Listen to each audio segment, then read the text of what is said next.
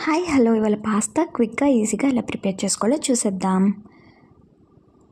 పాస్తాని macaroni అని కూడా అంటారు. ప్రాసెస్లోకి వెళ్ళిపోదాము. స్టవ్ ఆన్ చేసుకొని ఒక బౌల్లో వాటర్ తీసుకోవాలి. వాటర్ మంచిగా హీట్ ఎక్కిన తర్వాత అందులో కొంచెం సాల్ట్, ఒక స్పూన్ ఆఫ్ ఆయిల్ యాడ్ చేసుకోవాలి. యాడ్ చేసుకున్న తర్వాత పాస్తాని కూడా యాడ్ చేసుకోవాలి. పాస్తాని కూడా యాడ్ చేసుకున్న తర్వాత మంచిగా మిక్స్ చేసుకోవాలి.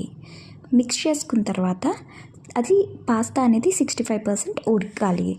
ఉడికిందో లేదో చెక్ చేసుకోవడానికి కొంచెం తుంచి చూడాలి. ఉడికిపోయిన తర్వాత దాన్ని స్ట్రెయిన్ చేసుకొని కొంచెం కూల్ వాటర్ యాడ్ చేసుకొని పక్కన పెట్టేసుకోవాలి. ఒక ప్యాన్ తీసుకొని ఆయిల్ యాడ్ చేసుకొని అందులో చాప్ చేసుకున్న garlic, onion, carrot, capsicum add చేసుకొని మంచిగా కుక్ చేసుకోవాలి. మిక్స్ చేసుకున్న తర్వాత ఆయిల్లో వెజ్జీస్ అన్నీ ఉడికిపోయిన తర్వాత అందులో స్పైసెస్ యాడ్ చేసుకోవాలి. ఉప్పు, కారం, ధనియాల పొడి, పాస్తా మసాలా పౌడర్ యాడ్ చేసుకొని మంచిగా మిక్స్ చేసుకోవాలి. అందులోనే సాసెస్ కూడా యాడ్ చేసుకోవాలి. Soya sauce, chilli sauce, red chilli sauce, green chilli sauce, vinegar add చేసుకుని మంచిగా మిక్స్ చేసుకోవాలి. మిక్స్ చేసుకున్న తర్వాత పాస్తాను కూడా యాడ్ చేసుకుని మంచిగా మిక్స్ చేసుకోవాలి.